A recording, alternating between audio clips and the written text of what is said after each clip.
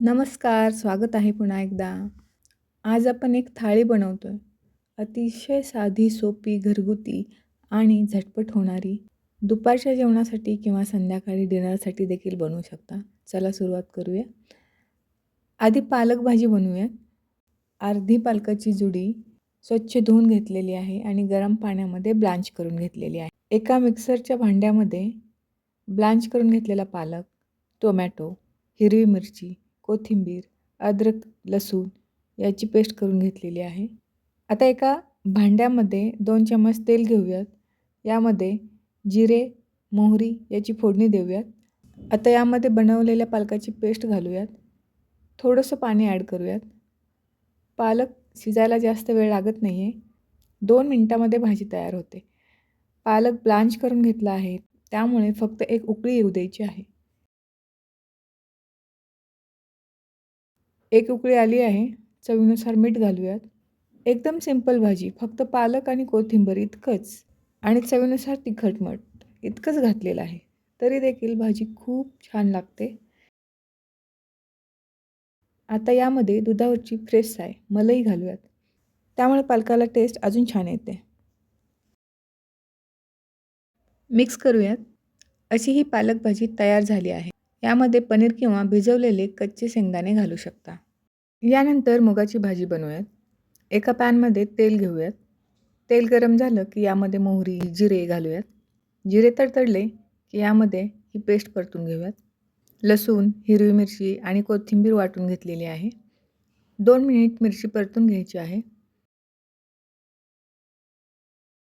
मिरची परतून झालेली आहे.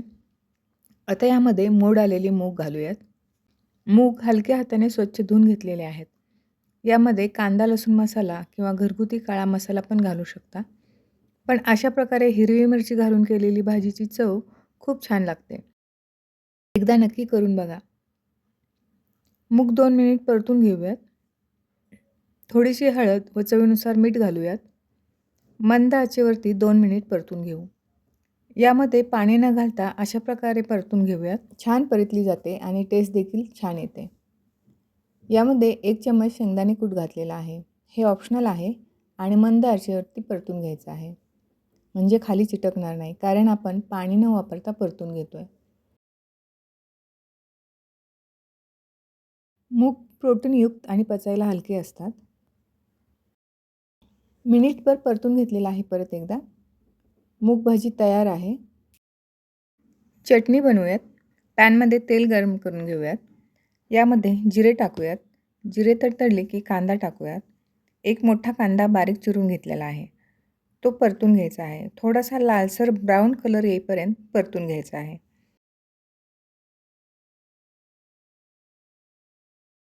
कांदा परतून झालेला आहे. हे बघा अशा प्रकारे परतून घेतलेला आहे. आता यामध्ये कट करून घेतलेले टोमॅटो घालूयात. 2 मध्यम आकाराचे टोमॅटो चिरून घेतलेले आहेत. आता टोमॅटो देखील चांगले परतून घेऊया.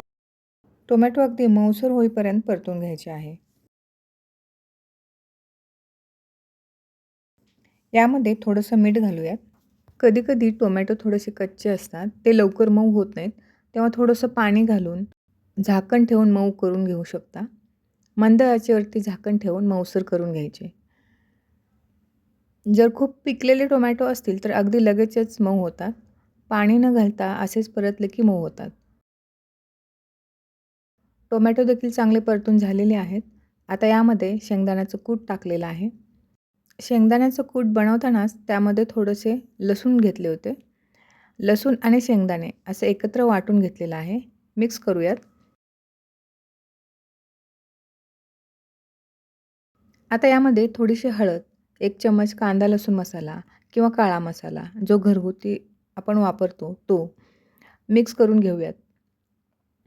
अशा प्रकारे बघा टोमॅटो किती मऊ आणि सॉफ्ट झालेला आहे.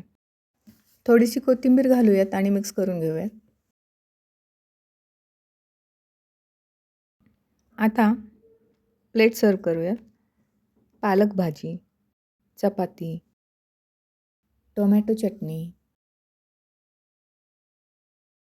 हिरवी मिरची घालून केलेली मुगाची भाजी, भात, सॅलड, भातावरती तूप चपातीसोबत मूग भाजी आणि चटणी खाऊ शकता आणि भातासोबत पालक भाजी, तोंडी लावण्यासाठी चटणी, लोणचं आणि सॅलड असं खाऊ शकता. अशा प्रकारे सिंपल, मोजक्याच साहित्यात बनवलेली पण पौष्टिक अशी ही थाळी तयार आहे. ही रेसिपी आवडली असेल तर लाईक करा, चॅनलला सबस्क्राईब करा आणि कमेंटमध्ये सांगा तुम्हाला कोणती रेसिपी बघायला आवडेल. पुन्हा भेटू अजून एका नवीन रेसिपीसोबत. तोपर्यंत धन्यवाद.